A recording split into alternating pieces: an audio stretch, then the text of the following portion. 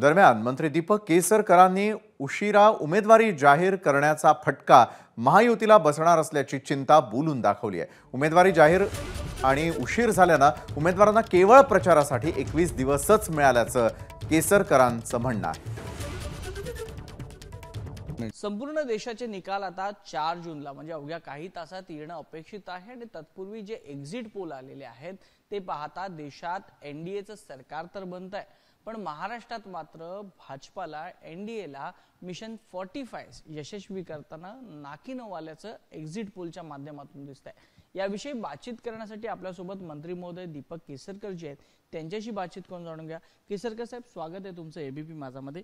ज्या पद्धतीनं एक्झिट पोलचे आकडे समोर येत आहेत ते खरंच बघायला गेलं तर आपल्यासाठी खूप धोकादायक म्हणावे लागतील। नाही बघा, मी तुम्हाला एक गोष्ट सांगतो की एक्झिट पोल घेणाऱ्या ज्या कंपन्या असतात त्यांना नेशन वाईड काम करायचं असतं, परंतु काही वृत्तपत्र आहेत यांच्या महाराष्ट्रातल्या प्रत्येक डिव्हिजनला वेगळ्या आवृत्ती निघतात आणि त्यांच्यामुळे त्यांचं जे नेटवर्क असतं वार्ताहरांचं ते अगदी ग्रामीण भागापर्यंत गेलेलं असतं। प्रत्येक खेड्यामध्ये म्हणण्यापेक्षा एक 5-10 खेड्यांच्या मागे एक गावागावामध्ये एक वार्ताहर त्यांचा असतोच, ज्याला सगळं फीडबॅक मिळत असतं। त्याच्यामध्ये बघितलेली आकडेवारी तुम्ही बघितली तरी पण ते 32 ते 35 असं त्यांचं हे होतं आणि आम्ही 41+ हा आम्ही नारा दिलेला होता, 41% जास्त।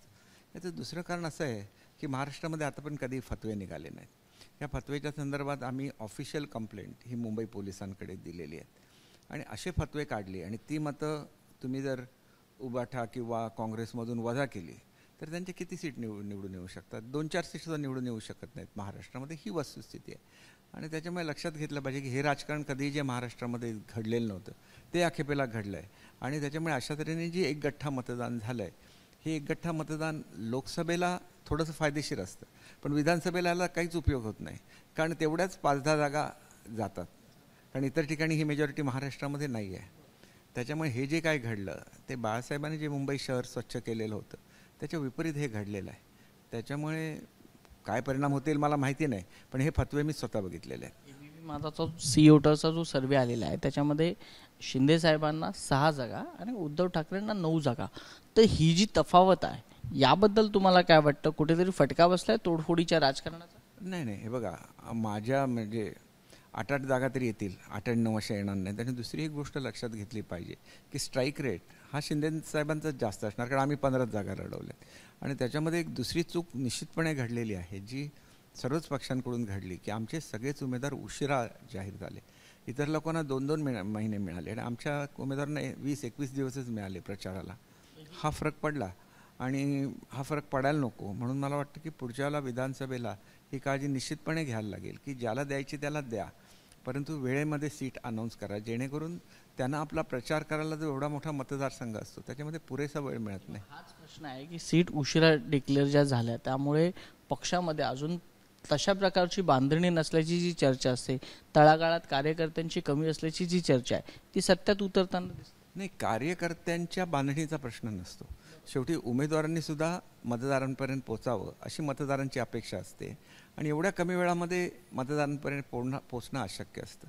दुसरं, ही निवडणूक ही विकासाच्या मुद्द्यावर लढवली गेली नाही महाराष्ट्रामध्ये, ती निवडणूक ही सहानुभूतीच्या प्रश्नावर लढवली गेली आणि त्याच्यामुळे खोटं पर्स्पेक्टिव्ह तयार केलं गेलं, त्याचे परिणाम झाले असतील, परंतु एवढ्या कमी सीट महाराष्ट्रामध्ये येणार नाहीत हे मी तुम्हाला खात्रीपूर्वक सांगतो।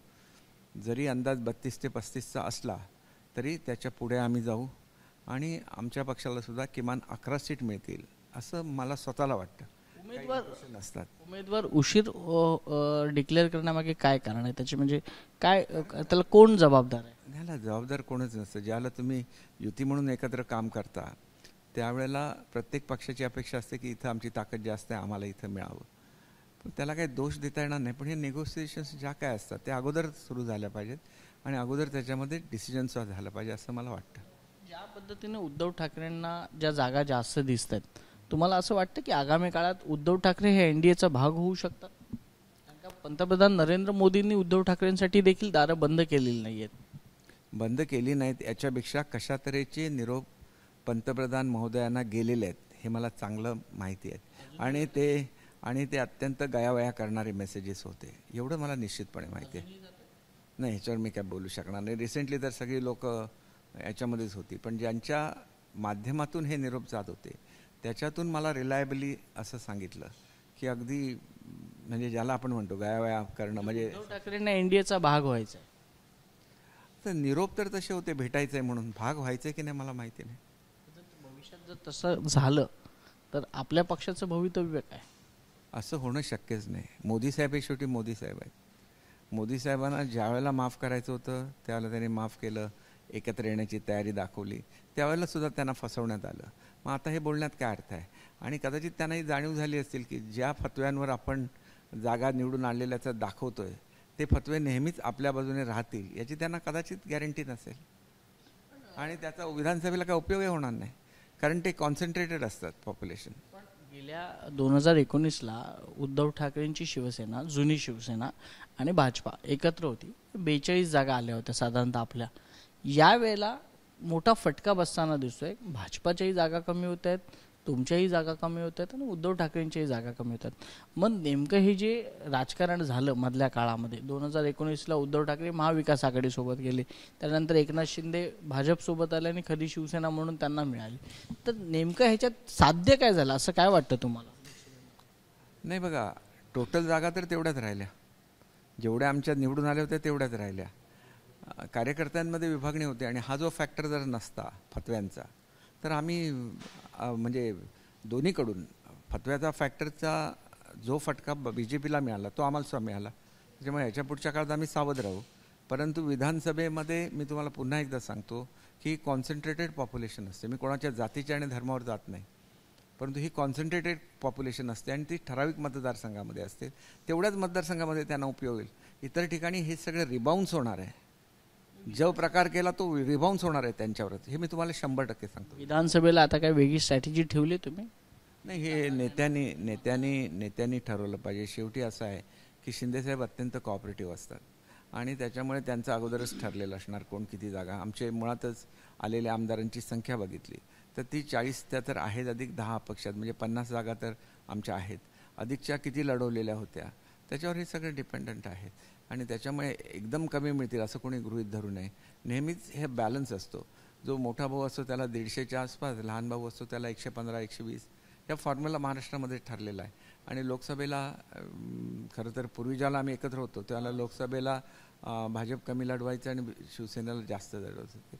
आता आमच्या पक्षामध्ये फूट पडल्यामुळे थोडाफार फरक पडेल, पण खूप फरक पडणार नाही.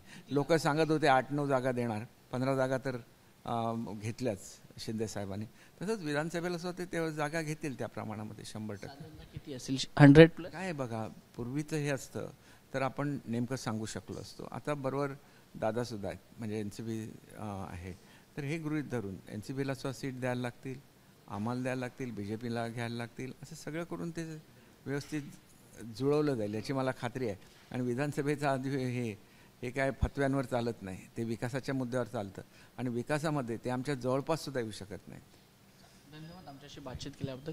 तर हे होते मंत्री महोदय दीपक केसरकरजी. यांनी स्पष्टपणे सांगितलेलं आहे की उद्धव ठाकरे आणि काँग्रेसकडून जे फतवे निघाले गेले त्या फतव्यांचा परिणाम ह्या मतांच्या टक्केवारीवर झालेला आहे, आकडेवारीवर होताना दिसतोय. विकासाच्या मुद्द्यावर ही निवडणूक लढली गेली नाही, सहानुभूतीच्या जीवावर ही निवडणूक लढली गेली, त्यामुळे याचा परिणाम फारसा झालेला इकडे दिसतोय. पण आगामी काळात विधानसभेमध्ये मात्र हे चित्र वेगळं असेल, कारण का त्यावेळेला वेगळ्या प्रकारची रणनीती आखलेली असेल. दुसरी महत्त्वाची गोष्ट म्हणजे ज्या पद्धतीनं उमेदवारांची अनाउन्समेंट ही उशिरानं झालं त्याचा देखील फटका इकडे बसताना दिसलेला आहे, असं मत दीपक केसरकर मंत्री महोदय यांनी व्यक्त केलेलं आहे. कॅमेरा पर्सन सचिन शिंदेसह वैभव परब, ABP माझा, मुंबई. ABP माझा, उघडा डोळे बघा नीट.